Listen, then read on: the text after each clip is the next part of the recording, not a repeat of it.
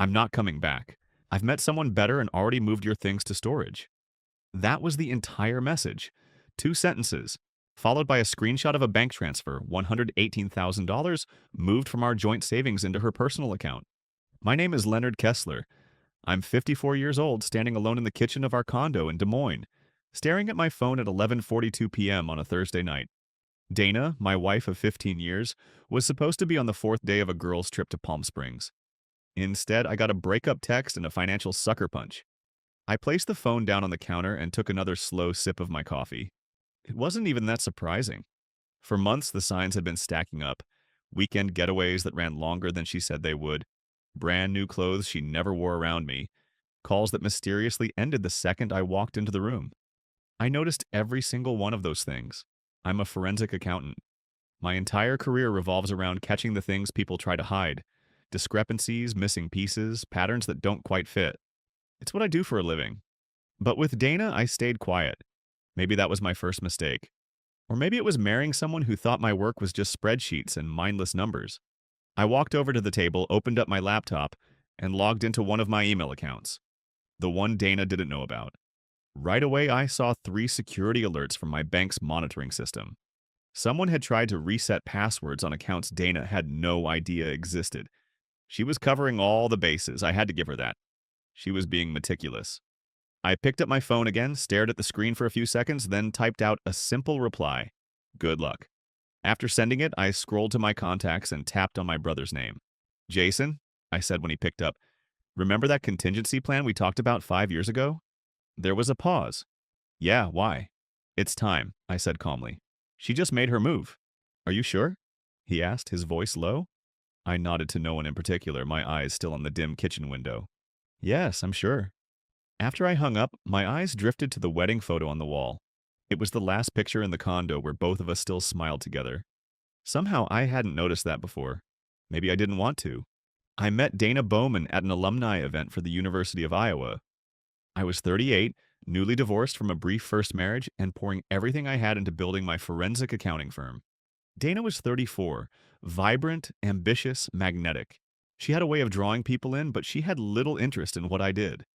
I don't need to understand the details, she'd say anytime I tried to talk about a case. As long as you make enough for us to live well.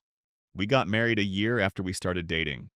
I funded the launch of her yoga studio entirely out of my personal savings. When she said she wanted a bigger home in a more upscale neighborhood, I said yes. When she asked for luxury cars and high-end vacations, I nodded and signed the checks. One time, years ago, my father and I were fixing the deck behind his house. He paused mid-swing of his hammer, looked at me, and said gently, Son, I notice your wife spends a lot of your money. Just make sure she values what you do to earn it. I laughed it off at the time, but his words stuck with me. Around the 6th year of our marriage, I began quietly shifting things behind the scenes. Nothing shady, just smart, protective. I set up 2 limited liability companies, created trusts, invested in crypto, and managed offshore accounts for a few international clients. All perfectly legal. Dana only knew about our joint checking and savings. That was intentional. Meanwhile, her life started changing in ways I didn't feel part of. She dove deeper into the fitness and wellness scene. Her Instagram following shot up into the thousands. She began taking trips with her influencer friends, first for weekends, then full weeks. You wouldn't enjoy it, she'd say. It's all yoga talk and juice cleanses. Last Christmas, she forgot my birthday. Completely. When I brought it up the next day, she handed me an expensive watch and said, I've just been so busy with the studio expansion. I took the watch, smiled, said thank you. But that same night, I finalized the paperwork for my contingency plan. The warning signs were everywhere. I just hadn't wanted to face the full picture. The morning after her text, I woke up early and made coffee, just like always. Some habits stick, even when your life's been blown apart overnight. I sat at the kitchen table and logged into my financial management system. It was something I had built originally for my accounting firm, but had gradually tailored for personal use. With a few keystrokes, I initiated the contingency protocol, one my brother Jason and I had quietly crafted years ago, just in case. First, I froze every joint account and credit card. Then I contacted my banking network and flagged the $118,000 transfer as suspicious activity. With the right documentation and the right calls, I had the process expedited. Next, I sent evidence of financial misconduct to my attorney, along with clear instructions to file for divorce immediately. Then I made a call I was dreading. Dana's left me, I told my mother, voice steady. She took the money and moved my things out while pretending to be on vacation. There was a pause on the other end of the line. A soft sigh. I'm sorry, Leonard, she finally said, but I can't say I'm surprised. What are you going to do now? What I've been preparing for, I replied. Protect what's mine. About an hour later, Dana's name lit up my phone. I let it ring, then it rang again, and again. 10 missed calls. Then came the text. What the hell did you do? The money's gone and my cards don't work. I didn't reply. Instead, I drove to the storage facility she mentioned in her breakup message. She'd left a gate code, almost as if she thought she was being generous. Inside, I found 2 boxes. Some clothes, my laptop, that was it. Everything else was gone. Family photos, books, keepsakes from my father, erased. That's when something inside me shifted. This wasn't just about money anymore. It was about 15 years of my life being treated like a line item on a spreadsheet, tossed aside like I was a footnote. This was personal. I left the storage unit and stopped at a nearby coffee shop, sat in the corner, opened my laptop, and started digging. Using secure databases reserved for licensed financial investigators, I searched every detail I could find about Trey Harmon, the fitness influencer Dana had been tagging in her posts for months. The someone better. She'd dropped Trey's name more than once, and what I found confirmed every suspicion I had. His gym was a financial mess, barely staying afloat under the weight of 3 maxed-out business credit cards, a commercial lease he couldn't afford, and dwindling cash flow. 2 months ago, Dana had co-signed on a car loan with him, quietly. No mention of it to me. I closed the laptop, sat in silence for a moment, then drove to a hotel across town. Oddly enough, I felt calm, focused. For the first time in years, I saw things clearly. I wasn't angry anymore. That emotion had burned out. Now there was just a cold, quiet resolve. On Monday morning, I walked into my office like it was any other day. Valerie, my assistant, looked up from her desk, clearly surprised. Leonard, I thought you'd be taking some time off, she said carefully. Dana called here 3 times already. Did she? I replied, more statement than question. She sounded upset, said there'd been some kind of mix-up with your accounts, said it was urgent. I nodded. If she calls again, tell her to speak to my attorney. She has the number. Dana didn't wait for another phone call. She showed up in person. Mid-morning, the receptionist buzzed me. Your wife is here, she said, her voice low. She's very insistent. I sighed and stepped out into the lobby. There she was, Dana. Designer sunglasses resting on her head. Yoga outfit perfectly matched like always. She looked as polished and composed as ever. The moment she spotted me, she flashed that familiar smile, the one I'd seen 100 times when she wanted something. Leonard, she said, loud enough for the entire waiting area to hear. There's been a huge misunderstanding with the bank. All of our accounts are frozen. Not a misunderstanding, I replied quietly. You moved money without authorization. The bank flagged it as fraud. Her smile wavered. It was our joint account. I'm your wife. You're my soon-to-be ex-wife who emptied our savings while sending me a breakup text and letting me know you'd already moved out. And moved on. That's financial misconduct. Her voice dropped to a whisper, sharp and angry. You can't do this to me. I've already put deposits down on a new place. I've made commitments. With Trey. Yes, I said evenly. I know all about those commitments. Her face went pale. You're investigating me?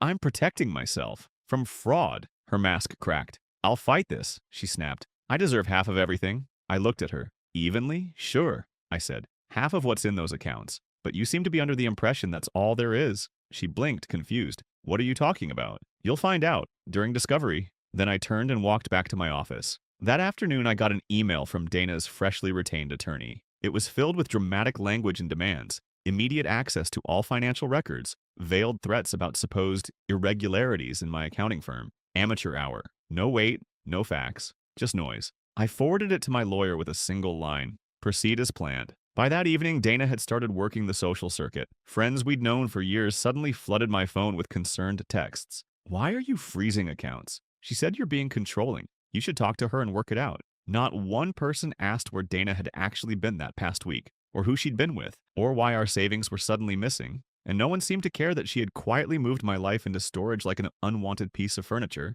I didn't reply to any of them. Instead, I went to the gym. Not Dana's sleek studio or Trey's trendy neon-lit training space. I went to the community center gym I'd used for years, the one with squeaky floors and weights older than I was. I lifted until my arms burned and my chest felt raw. Then I drove back to my hotel room. The trap was tightening, but not around me. 3 days later, my attorney called. We found something interesting, she said. Dana's been siphoning funds from your joint account for over a year. Small transfers at first, then larger ones. To where? I asked, though I already had a feeling. Multiple destinations, some into her personal savings, but most into a business LLC. Trey Harmon's name is on it. My stomach clenched. How much? Just under $80,000. and all of it sourced from your joint funds. I let that sink in. So we can add financial infidelity to the filing? Absolutely. I thanked her and ended the call. I wasn't surprised, but knowing it was real, seeing it confirmed, hit harder than I expected. Dana hadn't just left me. She'd spent over a year orchestrating her exit, drip feeding my money into her new life, her new man's failing business. That night, I got a text from a number I didn't recognize. You need to back off. Dana deserves better than you. Don't make this uglier than it needs to be. Trey Harmon. Getting personally involved now. Bold move. The next morning, I drove to Jason's place. He worked in digital security, my brother, my longtime partner on complex cases. Over the years, we'd helped take down shell companies, fraud rings, even offshore laundering operations. But this was personal.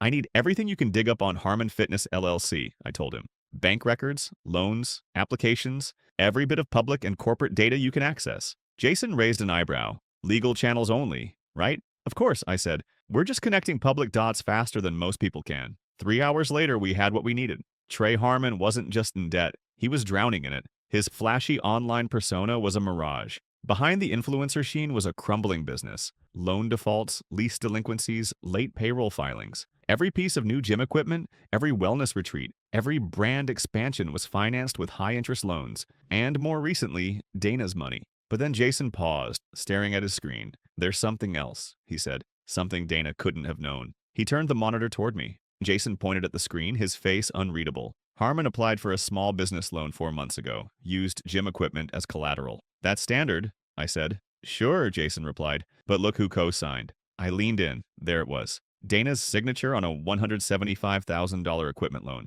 Dated 2 months before she left me. She signed before she left, Jason said quietly. But here's the part that matters. Look at the loan terms. It's listed as joint responsibility with her spouse. My stomach dropped. She used our marital status, wanted to get better rates, I said slowly. She put your assets on the hook, Jason confirmed, without your knowledge. I just stared at the screen. That's not all, he added. 3 credit cards, a car lease, a new commercial lease on that second gym space they've been hyping on social, all co-signed by Dana, all backed, at least in part, by marital assets. Yours. I stood up and walked to the window. Outside kids were playing in the neighbor's yard, laughing, carefree, completely unaware that in the adult world, someone could quietly steal everything you built just by signing the wrong line on the wrong document. She has no idea what she's done, I said, and neither does he. The next morning, I met with my attorney and laid everything out. I want to move fast, I told her, before they realize what we've uncovered. She reviewed the paperwork, line by line. Her face stayed calm, but her posture shifted, more alert, more locked in.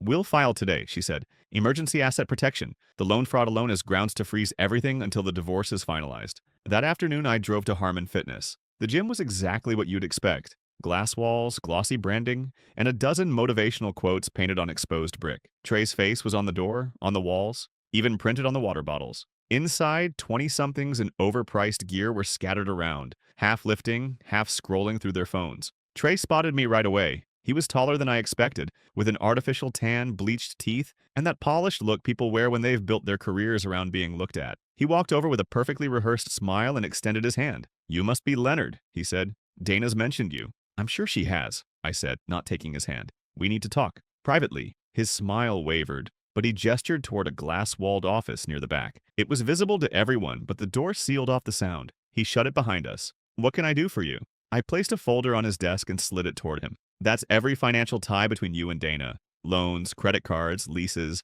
all co-signed using our marital assets. He picked up the folder, more cautious now. I don't understand, he said. It's simple, I replied. Dana used our marriage to guarantee your business. But now we're getting divorced. That marriage is over, and so are those guarantees. He flipped through the papers. Slowly, the confidence drained from his face. These are legitimate agreements, he said.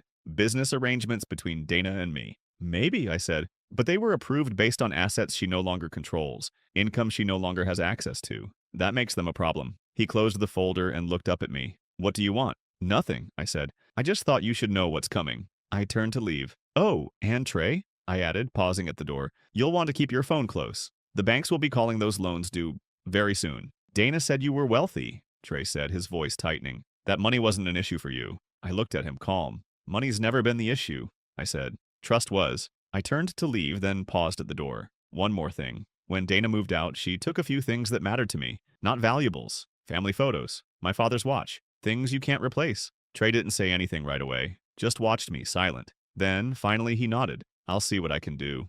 The next afternoon, a courier dropped a box at the front desk of my hotel. No note, no explanation, but inside were the missing items. My dad's watch, the old Polaroids from our first trip together, even the anniversary card she'd handwritten during our second year of marriage. Things I hadn't expected to see again. That same day, my attorney called to confirm that the court had approved our emergency asset protection request. Every shared account, investment, and line of credit would remain frozen until the divorce was finalized. Dana wouldn't be able to touch a cent. I logged into my personal financial system and reviewed the security alerts. She'd tried to access our joint accounts 17 times in 24 hours. She'd also applied for a new credit line using our home as collateral. Denied. That evening, her name lit up my phone again. For once, I answered. "What have you done?" Her voice was strained, panicked. "The bank called in Trey's loans," she continued, almost shouting. "All of them. They're repossessing the equipment tomorrow." "That's unfortunate," I said evenly. "This is vindictive, Leonard. You're destroying him to get back at me." "I haven't done anything to him," I replied. "I'm just protecting myself. You used our marriage, my assets, to guarantee his business loans without my consent? That's fraud." There was a pause. Her tone shifted, softer, almost pleading. "We can work this out," she said. "Come home. We'll talk." 15 years together, and she still thought a tone change could pull me back in, as if charm could erase everything she'd done. "There's nothing to work out," I said. "The divorce will proceed, the investigation will continue, and Trey will learn an expensive lesson in due diligence." I ended the call, then blocked her number. That night, I slept better than I had in months. 3 weeks later, I sat across from Dana in a glass-walled conference room. Court-ordered mediation. She arrived with her attorney, trying her best to look composed, but the stress was there. Even under the designer blazer and flawless makeup, the cracks showed. She looked tired. Her lawyer spoke first, calm, controlled. "My client is willing to be reasonable regarding the division of assets, despite the aggressive legal tactics employed thus far." My attorney gave a small, polite smile. "That's good to hear," she said, "because there's been a development." She slid a document across the polished table. "The bank has completed its fraud investigation," she said. "They've determined that Dana forged Leonard's signature on multiple financial documents. She used their marital assets as collateral, without his knowledge or consent." Dana's attorney skimmed the document, her face draining of color. "We'll need time to review this." "Of course," my attorney replied smoothly. "But you should be aware, the bank has already referred the matter to the district attorney. This meeting is a courtesy before criminal charges are filed." Dana turned to me, wide-eyed. "Criminal charges? Leonard, you can't be serious." I held her gaze, calm. "I didn't file the charges. The bank did. That's what happens when you commit loan fraud." Her attorney leaned in and whispered something. Dana shook her head sharply, panic surfacing beneath her poise. "If Ms. Bowman is willing to sign our proposed settlement agreement today," my attorney continued, "Leonard is prepared to provide a statement to the bank that may help mitigate the criminal implications. He will not press charges for the theft of personal property or the unauthorized transfer of funds from their joint account." Across the table, I watched as Dana's carefully built world began to fold in on itself. She had expected resistance, maybe even anger or hurt. She hadn't expected consequences. "The settlement is generous," I said quietly. "You keep your yoga studio. It was always profitable. You keep your car, your personal belongings. No alimony. In return, you take full responsibility for the debts you incurred in my name." She looked down, voice barely above a whisper. "And Trey? My client is not involved in Mr. Harmon's financial situation," my attorney answered before I could. "But without Leonard's assets backing those loans, the bank has already begun repossession proceedings." Dana didn't speak again. She signed the papers with a trembling hand. As we stood to leave the conference room, she reached out, touching my arm lightly. "I never thought you'd fight back like this," she said, her voice small. "You always just went along with everything." "That was my choice," I said, "just like this was yours." I walked away without looking back. A month later, I moved out of the hotel and into a small house on the edge of the downtown Des Moines. Nothing flashy, just a weathered craftsman with good bones and a yard full of weeds. The kind of place that needed attention, piece by piece. The kind of place I could make mine. In the evenings, I worked with my hands, replacing window frames, sanding cabinets, retiling the bathroom. Something about the quiet, methodical effort steadied me. Through mutual friends, I heard Dana had moved to Colorado. Her Instagram, still public, was a carousel of mountain views, smoothie bowls, and curated quotes about growth and healing. "Sometimes you have to lose everything to find yourself," one caption read beneath a photo of her doing yoga at sunrise. I didn't feel the need to comment. I'd already found what I needed. Not revenge, not justice, just peace. And a new beginning of my own.